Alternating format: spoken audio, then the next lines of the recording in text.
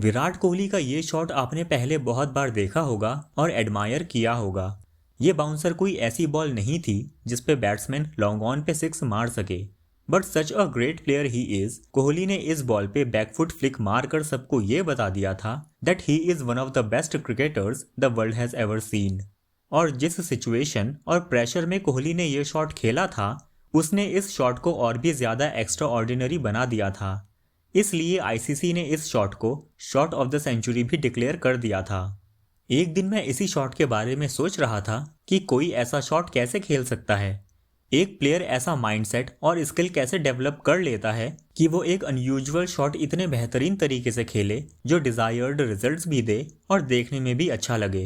अपनी train of thoughts के साथ साथ मैंने ताओइज्म के वूवी कॉन्सेप्ट को इस शॉट ऑफ द सेंचुरी पे अप्लाई किया और फिगर आउट किया कि विराट कोहली ऐसी कौन सी स्टेट में थे जो उन्होंने ये शॉट इतना एफर्टलेसली प्ले किया।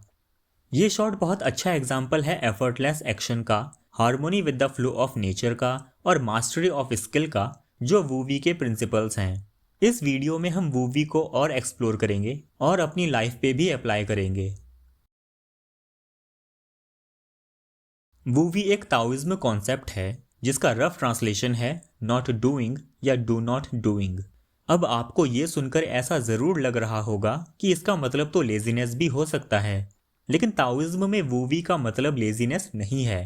ताओइज्म में इसका मतलब है कि हमारे एक्शंस हमेशा फ्लो होने चाहिए और हमेशा नेचर के साथ और हमारे सराउंडिंग के साथ हार्मनी में होने चाहिए।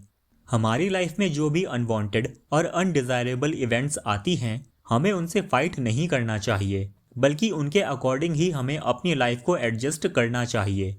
ऐसा इसलिए क्योंकि जो भी इवेंट्स हमारी लाइफ में आती हैं, उनमें से मैक्सिमम इवेंट्स पे हमारा कंट्रोल नहीं होता है। करीब 2000 साल पहले लाओजू ने एक बुक लिखी थी, ताओ ते चिंग, और यही बुक बेस बनी ताओइज्म रिलीजन और फिलोसफी का। इस बुक में ताओ का मतलब है the way in which the entire universe works and the entire universe should work। Universe की हर एक इवेंट और हर एक चीज़ पे ये कॉन्सेप्ट अप्लाई होता है, हम पर भी। अगर हम वूवी का कॉन्सेप्ट अपनी लाइफ में फॉलो करें तो इसका मतलब ये नहीं होगा कि हम कोई एक्शन ना लें और बस खाली बैठे रहें, बल्कि इसका मतलब ये है कि हमारे एक्शंस एफर्टलेस होने चाहिए। चाहे हम कितना भी परेशानी वाला काम करें, हमें हमेशा शांत रहना चाहिए और अपने काम को मैक्सिमम स्किल और एफिशिएंसी से करना चाहिए। जब भी हम कोई काम इतने कंसंट्रेशन के साथ करते हैं कि हमें दूसरी किसी भी चीज़ का ध्यान नहीं रहता है, उस स्टेट को हम बोलते हैं इन द जोन। जैसे अगर कोई बहुत अच्छा डांस कर रहा है कि हमें उन्हें देखकर ऐसा लग रहा है कि ये अलग ही दुनिया में चले गए हैं। ऐसा डांस करते हुए उस डांसर की बॉडी एफर्टलेसली मूव होती है, उनके एक्शंस फ्लो होते हैं। और अपने शॉट ऑफ द ईयर के बारे में भी विराट कोहली ने यही कहा था, I wasn't in any space to look at anything else. The only thing that mattered to me was मेरे हाथ में बैट है, मुझे सिर्फ बॉल देखनी है। I don't think I've ever been that present in my life in anything, to be very honest. That was surreal. That was surreal. It didn't come from thought. Came from something else that I can't explain. I don't have any, and I have said this many times. I can't even claim this. तो चाहे हम कोई भी काम करें, हमें कोशिश करनी चाहिए कि हम वो काम करते हुए फ्लो स्टेट में चले जाएं। इस स्टेट में ना तो हम वायलेंट एक्शंस लेंगे और ना ही टाइम का कॉन्सेप्ट हमारे लिए एग्जिस्ट करेगा। जो one of the best example है वूवी को एक्सप्लेन करने का, वो है वाटर। ताओइज्म में कहा गया है कि हमें पानी की प्रॉपर्टीज़ को अपनाना चाहिए। बाय नेचर पानी सबमिसिव और वीक होता है, लेकिन तब भी ये अपने रास्ते में आने वाली हर ऑब्स्टेकल को ओवरकम कर लेता है और बस फ्लो होता रहता है। ऐसे ही लाइफ में प्रॉब्लम्स आने पर हमें थक हार कर नहीं बैठ जाना चाहिए, बल्कि हमें अपनी ही लाइफ की सिचुएशंस को एडजस्ट करके उस प्रॉब्लम का सॉल्यूशन ढूंढना चाहिए। जब हमारी लाइफ में लव और रिलेशनशिप्स की बात आती है, तब बहुत बार हम इनसिक्योर फील करते हैं और हम चीज़ों और सिचुएशंस को फोर्स करने लगते हैं। लेकिन ऐसी सिचुएशंस को फोर्स करने से हमारे सामने एक प्रॉब्लम आ जाती है।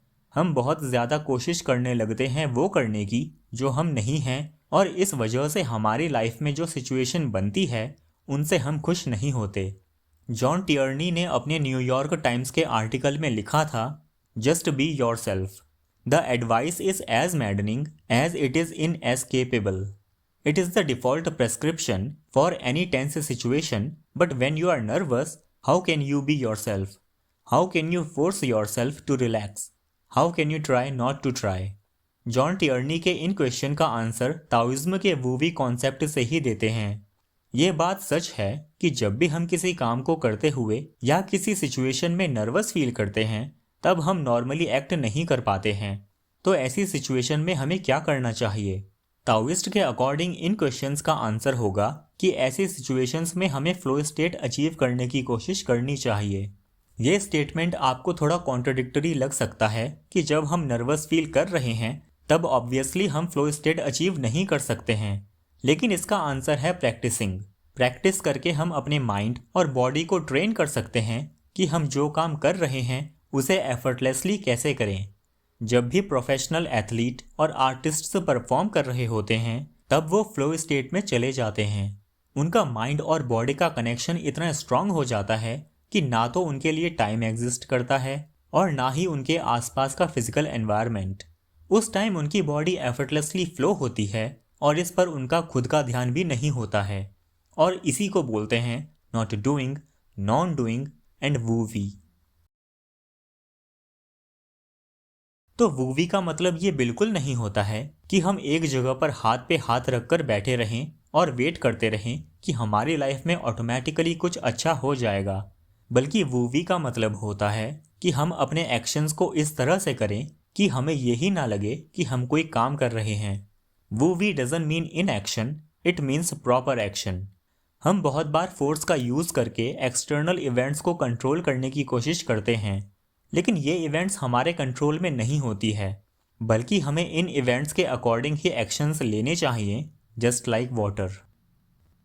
आई होप ये वीडियो आपको अच्छा लगा होगा। Thank you for watching and thank you for subscribing.